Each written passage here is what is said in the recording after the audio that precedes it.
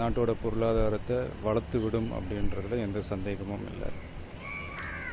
ஒரு நோக்கம் பெருசாக இருக்கும்போது அதுக்கான பாதிப்புகள் கொஞ்சம் இருக்க தான் செய்யும்.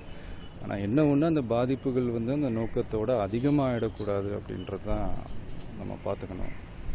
சில விஷயங்கள் நம்ம தவிர்த்திருக்கலாமோ அப்படின்ற ஒரு சின்ன ஃபீல் தான்.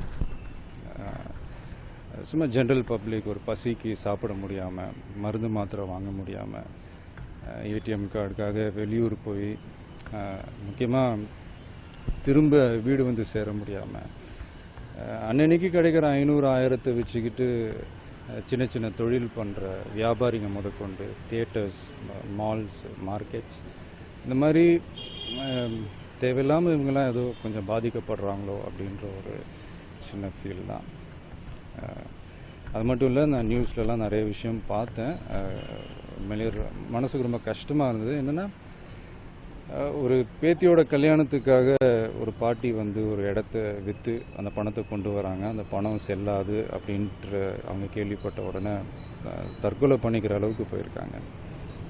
ஒரு ஹாஸ்பிட்டலில் ஒரு நியூ பார்ன் பேபி, அந்த குழந்தைக்கு ஏதோ ஒரு பிரச்சனை, அது ட்ரீட் பண்ண முடியாமல் அந்த குழந்தை இறந்து போயிருக்கு. ஸோ இந்த மாதிரி சில விஷயங்கள் கொஞ்சம் அவாய்ட் பண்ணியிருக்கலாமோ அப்படின்றது தான். ஒரு நாட்டில் ஒரு 20% பணக்காரங்க இருப்பாங்களா, அதில் ஒரு குரூப் ஒரு சின்ன பர்சன்டேஜ் பண்ணுற தவறுகள்னால மீதி இருக்கிற 80% மக்கள் அவங்க என்ன பண்ணாங்க. நான் திரும்ப சொல்கிறேன், இது இது வரைக்கும் யாரும் பண்ணாத, யாரும் பண்ண யோசிக்காத ஒரு சிறப்பான பெரிய முயற்சி தான் அது. அதில் எந்த மாற்றமும் இல்லை, எந்த தவறும் இல்லை.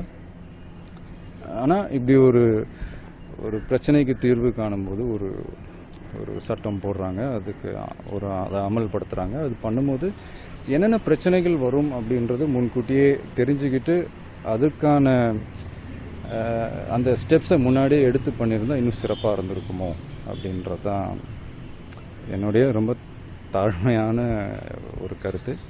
பட் இன்றைக்கி கொஞ்சம் செட்டில் டவுன் ஆகிருக்கு அப்படின்லாம் சொல்கிறாங்க. லாஸ்ட் 3-4 days இருந்த அந்த பேனிக் சுச்சுவேஷன் இல்லை. பட் இருந்தாலும்